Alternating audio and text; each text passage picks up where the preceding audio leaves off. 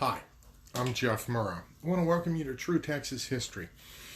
Now, today I'm going to be talking about Terry's Texas Rangers at Murfreesboro. Because on this day, July 13th, 1862, Terry's Texas Rangers were involved in a battle there at Murfreesboro, and some sites refer to it as the First Battle of Murfreesboro.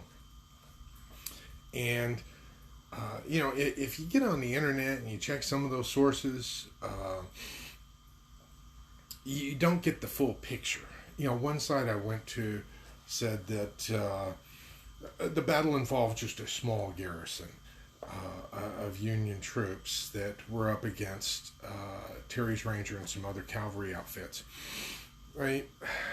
If you want to believe that, that's up to you. But the truth is, there were over 2,000 Union troops in the town that day. Well, let me go ahead and give it to you. What was going on at that point?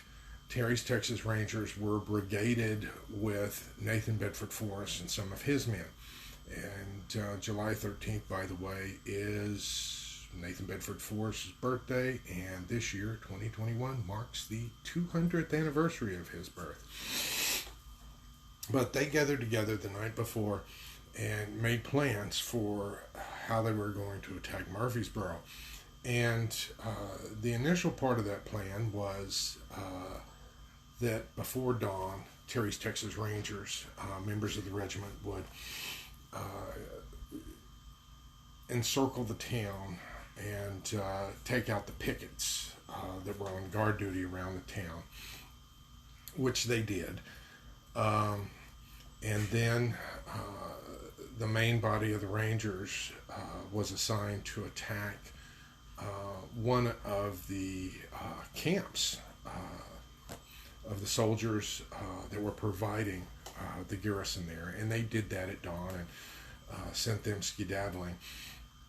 Now, it was a good thing that the Rangers got there because Thomas Crittenden, the Yankee general who had been occupying, had 400 of the local citizens in the jail.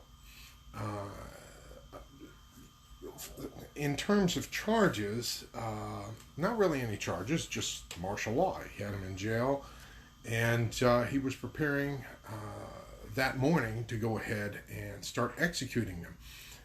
He was very angry at the people of Murfreesboro in Tennessee, and he was planning on instituting what he called Iron Rule Law, to where not only were all the men of the local community rounded up, and some of them selectively readied for execution without trial, mind you, he also destroyed many of the farm implements.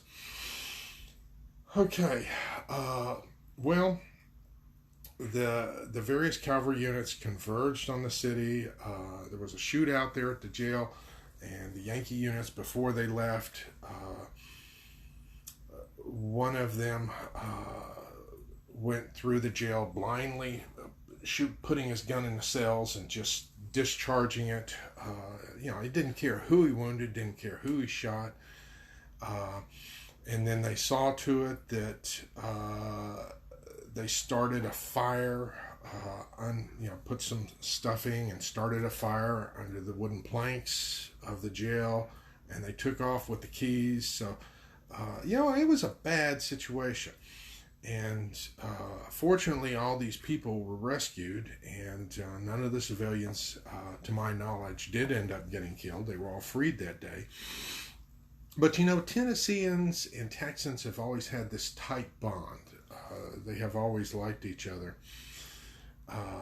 So the fact that it was Terry's Rangers is not surprising. They had a chance to repay the favor. They always liked the people of Tennessee. And, of course, when the Texans went through the streets, there was, the ladies came out and they cheered them on.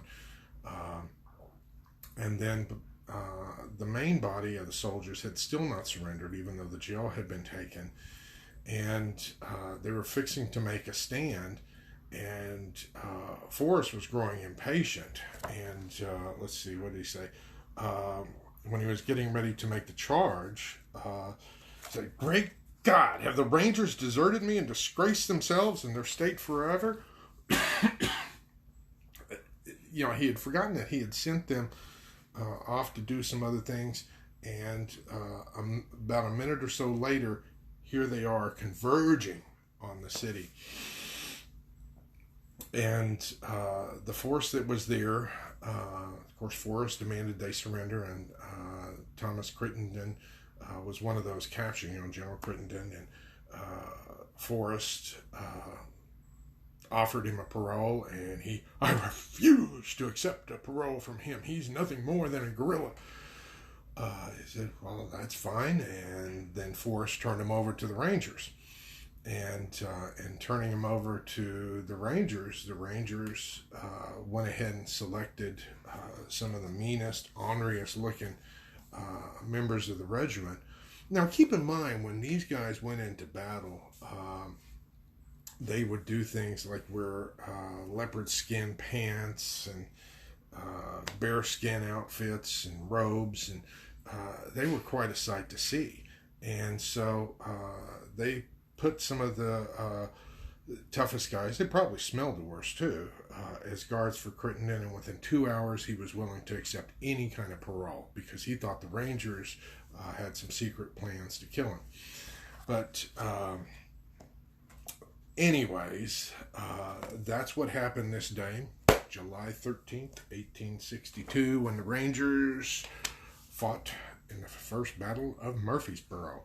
I hope you enjoyed it. If you have questions, concerns, feel free to leave your comments below, because we need to remember these stories and pass them on to our kids.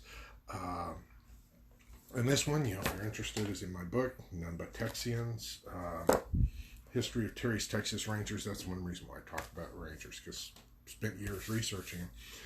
So until next time, vaya con Dios, my friends. Remember to like the video, share it with your friends, and we'll talk to you later.